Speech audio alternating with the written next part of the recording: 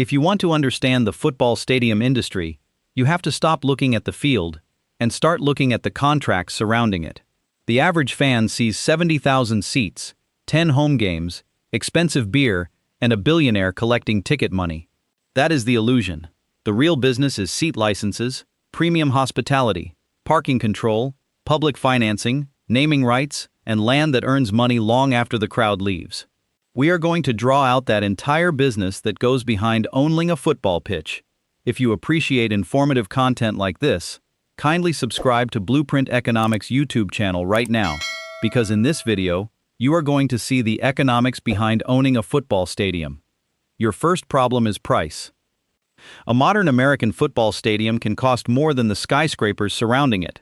SoFi Stadium in Inglewood, California, reportedly cost about $5.5 billion. Buffalo's new Highmark Stadium opened in 2026 at more than $2.1 billion, roughly $560 million above its original estimate. Yet the Pontiac Silverdome, an 80,000-seat stadium that once hosted the Detroit Lions, a Super Bowl, and World Cup matches, sold for only $583,000 after losing its permanent team. A stadium can be worth billions, or less than a large suburban house. That tells you the first rule of stadium ownership. You are not buying concrete. You are buying a tenant. The concrete merely gives that tenant somewhere to perform.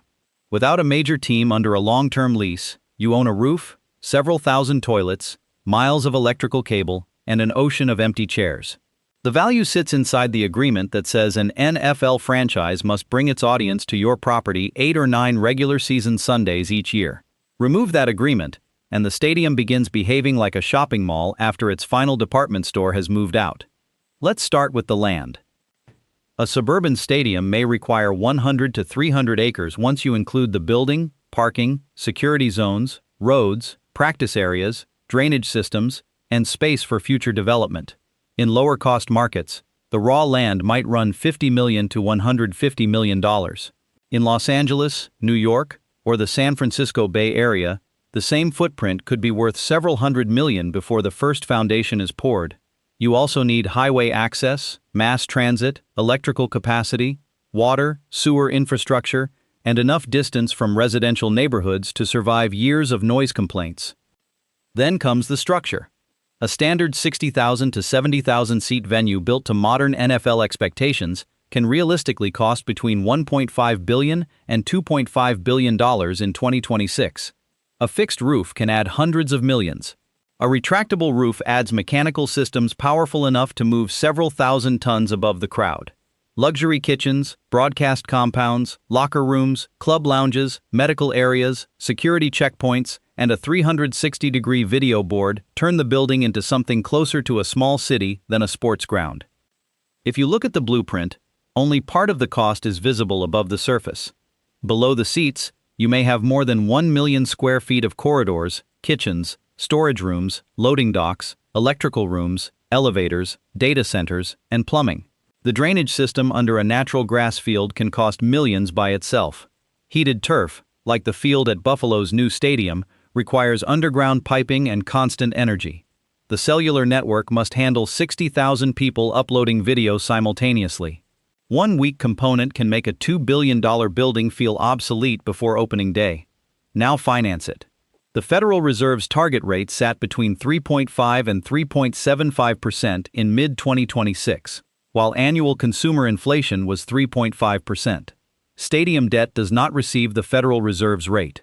After adding municipal risk, construction risk, underwriting fees, and the possibility of overruns, private stadium financing can easily land between 6 and 8%.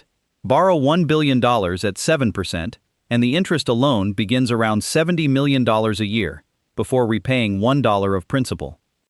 That is why almost no stadium is financed from a single wallet. The stack may include team owner equity, municipal bonds, county contributions, league loans, naming rights advances, hotel taxes, sales taxes, parking revenue, and money collected from fans before the building opens. Buffalo's new stadium received $600 million from New York State and $250 million from Erie County. That is $850 million of public money supporting a building used primarily by one privately controlled franchise. The owners assumed the overrun, but taxpayers still funded a large part of the original foundation. Before construction, you also face a bureaucratic obstacle course. A large venue may require environmental impact reports, traffic studies, federal aviation clearance, storm water plans, utility agreements, alcohol licenses, fire approvals, accessibility reviews, police contracts, and negotiations with several local governments. A single highway interchange can become a separate $100 million project. Residents may demand sound limits. Businesses may demand compensation for road closures. Public agencies may require community benefit agreements covering local hiring, public transport, affordable housing, or park improvements. And even after spending $2 billion, you may not truly own the entire machine. At Levi's Stadium, the Santa Clara Stadium Authority owns the venue. The San Francisco 49ers are the main tenant. A team-affiliated management company handles facility operations and promotes non-NFL events. Separate agreements control rent, ticket surcharges, public safety reimbursement, naming rights, construction debt, and capital improvements. One party owns the building, another controls the football product, another may control concessions, another owns nearby parking. This fragmentation is not paperwork around the business. It is the business. Your return depends less on whether 70,000 people enter the stadium and more on which contract allows you to charge each person. You can own the roof but surrender the parking. You can control the parking but lose the food contract. You can own the land but receive fixed rent while the team captures every increase in ticket prices. Two investors can participate in the same stadium, and one can become enormously rich while the other struggles to cover debt. These fixed costs are exactly what turns a spectacular venue into a financial sinkhole when the tenant leaves, but we will get to that collapse shortly. First, you need to understand the shadow model. Most people assume ticket sales are the main stadium business. Imagine a 65,000-seat venue charging an average of $180 for 10 football dates. That produces $117 million in face value ticket sales. Impressive. Except that money is not dropped into the stadium owner's bank account. Ticket taxes come out. Stadium surcharges come out. Certain gate receipts enter the NFL's revenue-sharing system. The team, league, ticketing provider, authority, and premium seat operators can all have separate claims. The NFL's shared economics make the distinction even sharper. Teams generally contribute about 34% of qualifying gate receipts to a league pool, although premium arrangements and deductions complicate the calculation. The system protects small market franchises by redistributing part of the crowd revenue. That means a sold-out game in Dallas can help support teams playing in smaller markets. But it also means your stadium's turnstiles do not automatically translate into one-for-one local profit. National television money belongs to the team ecosystem, not necessarily to the company that owns the building. So the smartest owners collect money before the fan reaches the ticket page. They sell a personal seat license, or, at Levi's Stadium, a stadium builder's license. This is a payment for the right to purchase season tickets attached to a particular seat. The license is not the season ticket. It is permission to buy the season ticket. You pay thousands of dollars to open the door, and then pay again to walk through it. Levi's Stadium had more than 67,000 active seat licenses valued at roughly $559 million. Divide the license value across those seats, and the average comes to about $8,300. Actual prices vary dramatically, with premium locations costing far more. The license program also collected tens of millions in interest from fans who financed their licenses instead of paying immediately. In other words, the customer can become both the audience and the construction lender. Think about what happened there. Before a pass was thrown, supporters had helped fund hundreds of millions of dollars of the stadium. They accepted the risk that the team might perform badly. They accepted future ticket price increases. They accepted annual parking and food costs. And after paying for the license, they still had to purchase every season's tickets. That is not ordinary retail. Carry. It resembles a private club charging an initiation fee before allowing members to pay their annual dues. The ability to collect more than $500 million for permission to purchase tickets is exactly why we build these case studies on Blueprint Economics. Subscribe so you do not miss the next breakdown, because to understand why that advance money is so valuable, you need to see how many other toll booths the owner installs around the same fan. The first toll booth is premium seating. Suppose your 65,000-seat stadium contains 5,000 club seats. If those customers pay an additional $300 per game across 10 football dates, the premium alone produces $15 million.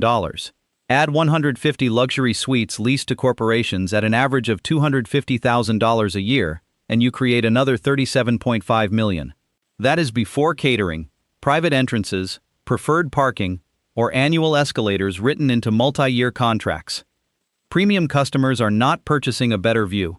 They are purchasing privacy, status, climate control, and a tax-deductible looking environment for entertaining clients, subject, of course, to actual tax rules. A company in Dallas may spend $400,000 on a suite, not because its executives love football, but because inviting 10 customers to a Cowboys game can help protect a $20 million commercial relationship. The field becomes a sales office with shoulder pads. This is why a small percentage of seats can produce an enormous share of ticket income. At luxury-heavy venues, premium inventory may represent around 20% of capacity, while producing more than half of ticketing revenue. The owner is not trying to make every seat equally valuable. The upper deck creates atmosphere. The clubs and suites create margin. 10,000 loud fans may make the television broadcast exciting, but one corporate floor can pay more than several ordinary seating sections combined. Then comes food. Assume 60,000 attendees spend an average of $28 on beer, soft drinks, hot dogs, and snacks. That is $1.68 million of gross concession sales in one game. Across 10 football dates, you reach $16.8 million. Add concerts, college games, and soccer, and the annual total climbs. But once again, gross revenue is not owner profit. A specialist concessionaire may operate the kitchens, hire the workers, buy the food, and pay the stadium a fixed minimum plus a percentage of sales. That arrangement transfers part of the operational risk. If the concessionaire guarantees the stadium $8 million annually, the owner receives that minimum even if fans suddenly decide to eat outside. In exchange, the concession company keeps the upside after food, labor, spoilage, and revenue-sharing payments. A stadium owner can therefore earn money from hamburgers without owning a grill. The hidden product is not food. It is the exclusive right to sell food to someone who cannot leave at halftime and return easily. Digital ordering makes that audience more profitable. A fan who sees a 20-person line may skip a second beer. A fan who can order from a phone and collect from an express counter may spend another $18. Multiply one additional purchase by 20,000 people, and you add $360,000 during a single event. Cashless payments also reduce handling time and create detailed data showing what fans purchase, when they purchase it, and which promotions increase their basket size. Parking is even cleaner. Suppose you control 12,000 spaces and charge an average of $70 on game day. That is $840,000 before anyone enters the stadium. Across 10 football dates, parking can gross $8.4 million.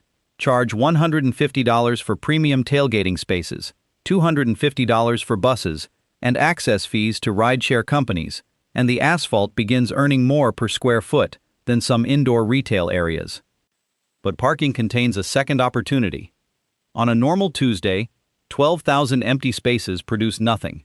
If zoning allows you to replace part of that surface parking with apartments, restaurants, offices, or a hotel, the same acre can collect rent 365 days a year. Structured parking is expensive, often tens of thousands of dollars per space, but it frees the surrounding land for higher value development. This is where the economics stop looking like sports and start looking like urban real estate. Naming rights provide another layer.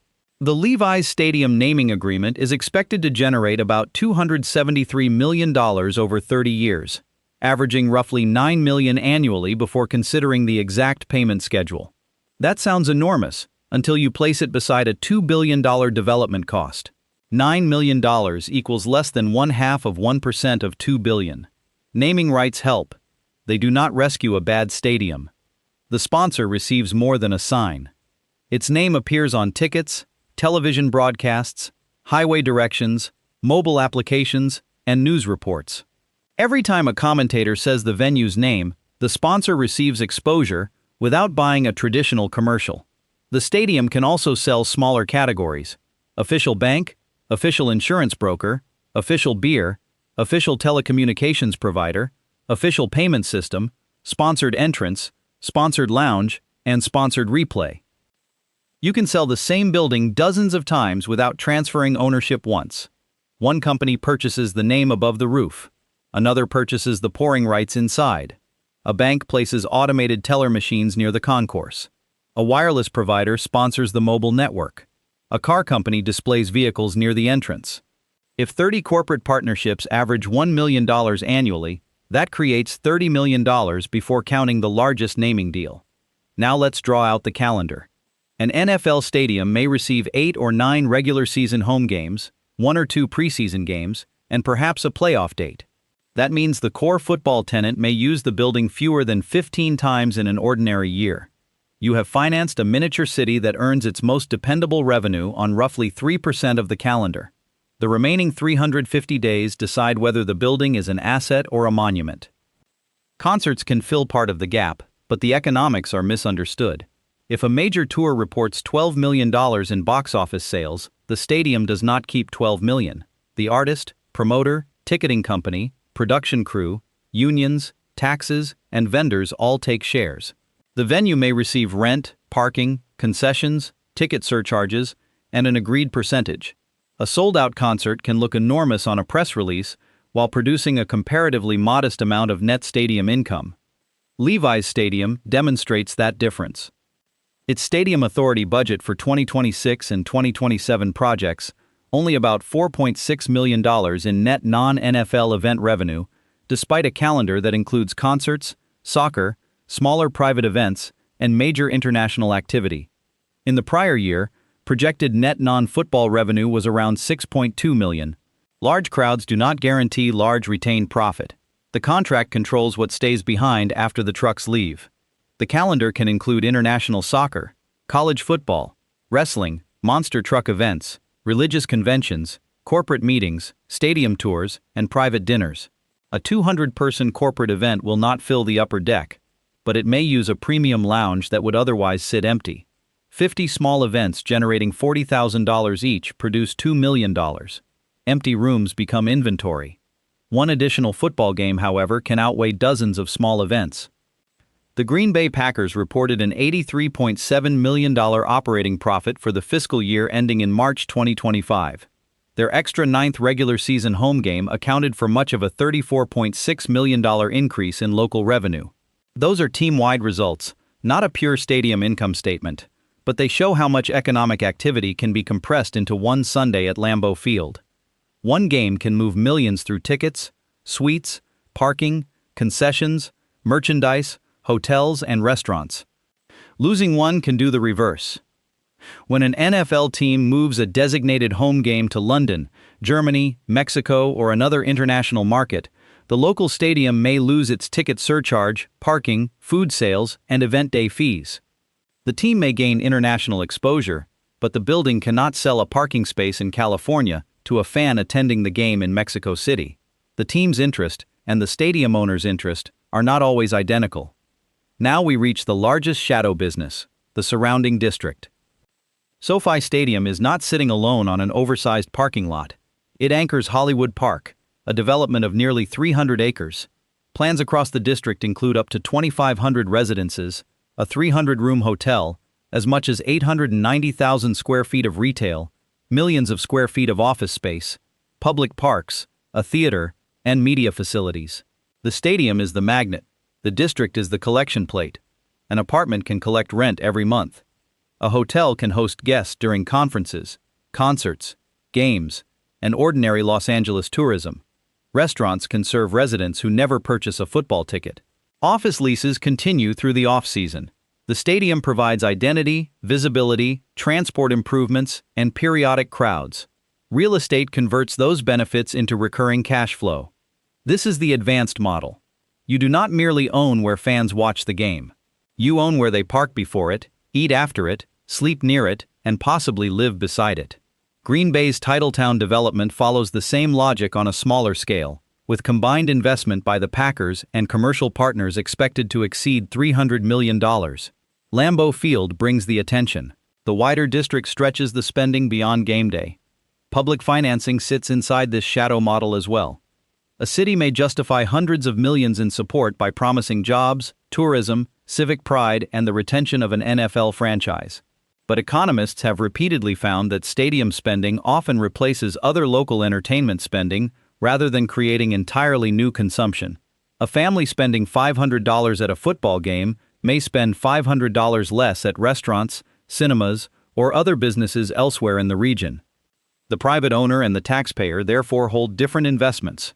The owner may receive franchise appreciation, premium seat income, sponsorships, development rights, and greater control over the team's future. The city may receive taxes, public attention, temporary construction jobs, and the emotional value of keeping the franchise. Both can benefit, but not in equal proportions, and not through the same revenue streams. Now comes the part hidden behind the fireworks. The stadium is a fixed-cost machine. It behaves like a cruise ship permanently bolted to the ground. Even with no passengers, the pumps must work, the security system must remain active, the insurance must stay current, and the structure must be inspected. A 70,000-seat stadium can carry hundreds of full-time workers and thousands of part-time event staff. The field must be maintained, elevators require servicing, kitchens must be cleaned, digital systems must be protected from cyber attacks. In June 2026, annual American inflation stood at 3.5%. Electricity prices were about 4% higher than a year earlier, while broader energy prices were up sharply. That matters because a large stadium consumes electricity on the scale of a small community during major events. If annual utilities cost $5 million, a 4% increase removes another $200,000 without adding one seat or selling one ticket. Labor does the same thing. Suppose 3,000 event day workers average 10 paid hours at $25 per hour after payroll costs and premiums. That is $750,000 in labor for one event. Add police, medical teams, traffic management, cleaning crews, security contractors, and technical staff, and the cost can move well beyond $1 million before the opening kickoff. At Levi's Stadium, the Stadium Authority's 2026 and 2027 operating budget projects $67.4 million in revenue and $64.4 million in expenses. That leaves a gap of about $3 million at the authority level, less than 5% of revenue. This is not the 49ers' total profit. It is a reminder that a building can process tens of millions of dollars while leaving its legal owner with a narrow operating margin. The expenses include about $21 million in debt service payments, $2.5 million in public safety reimbursements above an agreed threshold, and $7.5 million in programmed payments to Santa Clara's general fund. Rent arrives. Naming rights money arrives. Ticket surcharges arrive. Then every contract reaches into the pile. Maintenance arrives sooner than most owners expect. Levi's Stadium opened in 2014. For the 2026 and 2027 fiscal year, only about 12 years later, the authority budgeted $21.9 million in capital projects. That request was 127% above the prior year's projected capital spending, because the building was aging. At the same time, the capital expense reserve was expected to end the year with only $609,000, an amount the authority openly described as insufficient. The concrete may last half a century. The profitable experience does not. Video boards become outdated. Wireless equipment falls behind. Kitchens need replacing. Security standards change. Clubs that looked luxurious in 2015 can look ordinary by 2026. Corporate customers paying $300,000 for a suite expect new screens, new furniture, private dining, fast connectivity, and hotel-level service. A stadium is forced to renovate not because the walls are collapsing, but because the customer's expectations keep rising. Then there is debt. If you owe $1 billion at 7%, your first-year interest burden may approach $70 million. If revenue falls by $20 million during a recession, the bank does not remove $20 million from your payment. Debt is indifferent to attendance. It does not care whether your quarterback is injured, whether the team finishes 3-14, or whether a concert tour cancels. It simply arrives on schedule. Corporate demand can disappear quickly. An ordinary fan may keep one season ticket through a downturn. A company facing layoffs may cancel a $400,000 suite, reduce catering, and cut client entertainment at the same time, lose 20 suites at $300,000 each, and $6 million disappears before counting food and parking. Premium inventory produces exceptional margins, but it concentrates your exposure among customers whose budgets move with the economy. Weather adds another layer. A snowstorm in Buffalo, a hurricane near Miami, wildfire smoke in California, or extreme heat in Arizona can disrupt attendance and increase operating costs. Insurance may cover certain losses, but deductibles, exclusions, and premium increases remain. A retractable roof reduces weather risk, yet the roof itself may add hundreds of millions to construction and millions more to long-term maintenance. The deepest risk is tenant concentration. Imagine owning a shopping center where one tenant occupies 90% of the stores, attracts nearly every customer, and can threaten to move unless you renovate the entire property. That is stadium ownership. The NFL team provides the reliable crowd. The same team can demand new clubs, improved locker rooms, a roof, better scoreboards, or an entirely new venue. The Pontiac Silverdome shows what happens when that tenant leaves. The stadium opened in 1975 at a cost of about $55.7 million. It hosted the Detroit Lions, Super Bowl XVI, major concerts, and World Cup soccer. In 2002, the Lions moved to Ford Field in downtown Detroit. The Silverdome lost the one customer capable of filling its calendar with dependable annual demand. 7 years later, the building sold for $583,000. Not $583 million. $583,000. The buyer acquired an enormous structure, but not the economic organism that had once made the structure valuable. Events continued sporadically. Maintenance deteriorated. The roof failed. Demolition attempts became their own spectacle. Eventually, the stadium disappeared, leaving the land to be redeveloped. That collapse explains the difference between replacement cost and economic value.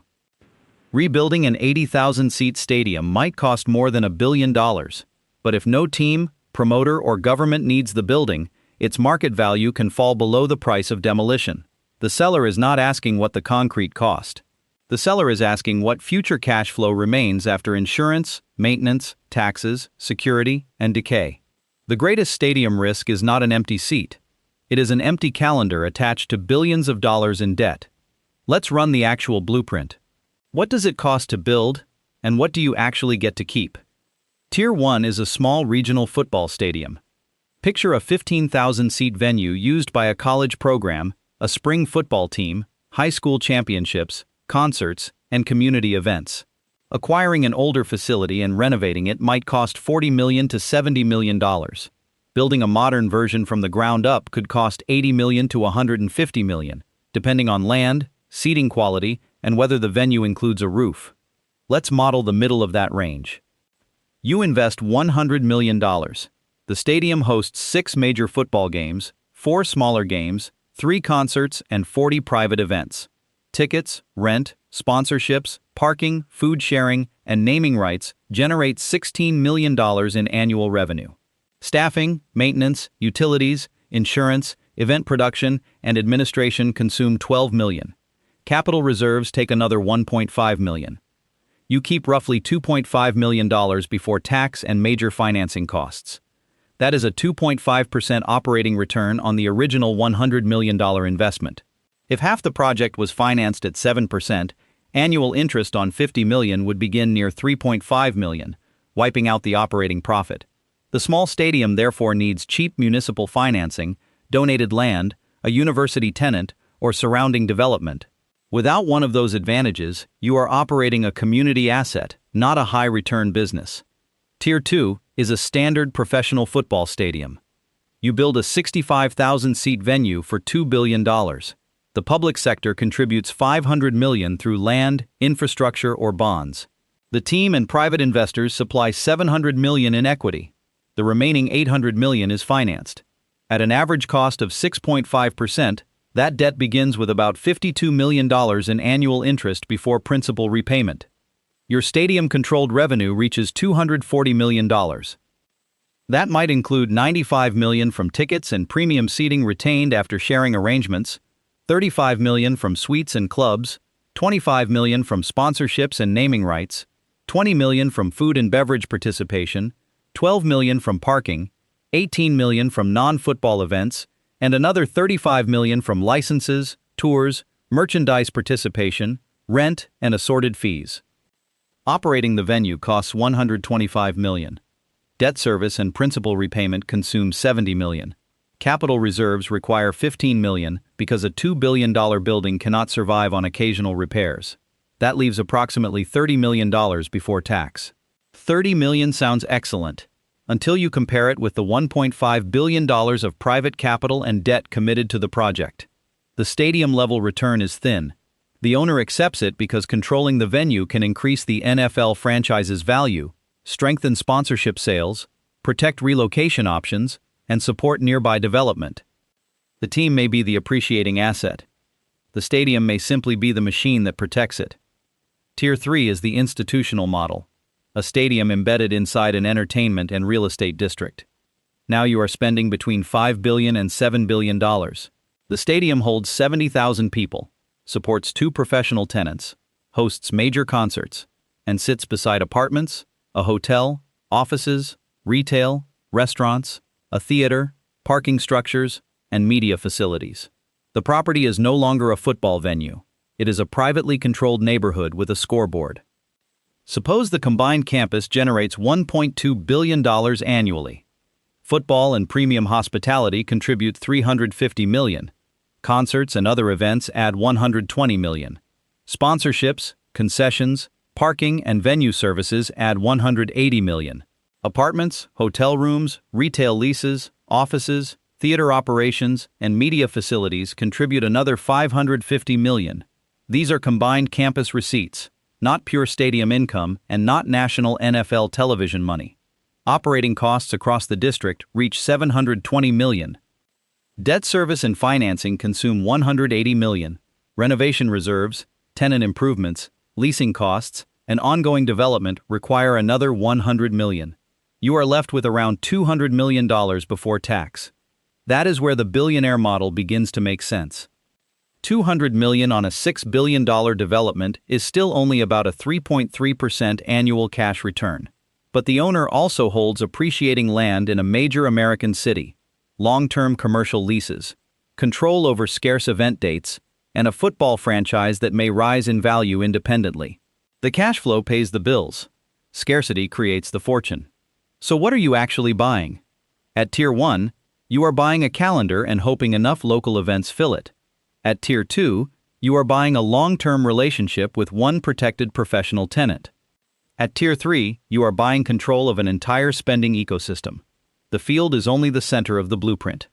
Around it are hundreds of contracts, one for every seat license, beer tap, suite, parking space, hotel room, sponsor, concert date, and square foot of commercial land. The stadium gathers 70,000 people in one place.